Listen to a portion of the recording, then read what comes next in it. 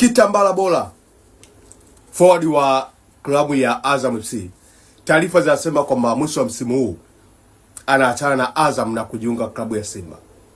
Ni taarifa ambazo zina uhakika wa 55% kwamba Kitambala Bola anakwenda kujiunga na klabu ya Simba Sports Club.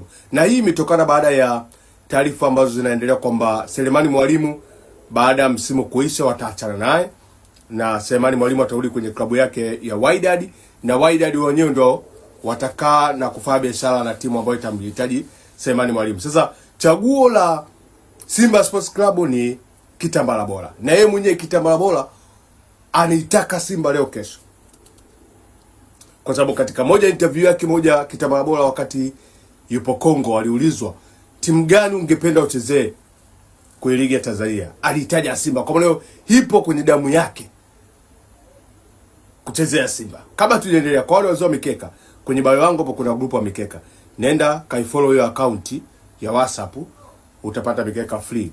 Sasa Kitambala Bola, yes, Kitambala Bola ni moja ya striker mzuri na ataisaidia sana Simba. Ni mchezaji ambaye hutomkuta kwenye movement nyingi sana za uwanja, lakini yupo very clear kwenye finishing, kwenye swala la umaliziaji next level. Ni bonge la striker. Kwa maana hiyo naamini msimu ujao utakuwa moto sana, kama ndio itakuwa tatua rasmi kwenye klabu ya Simba.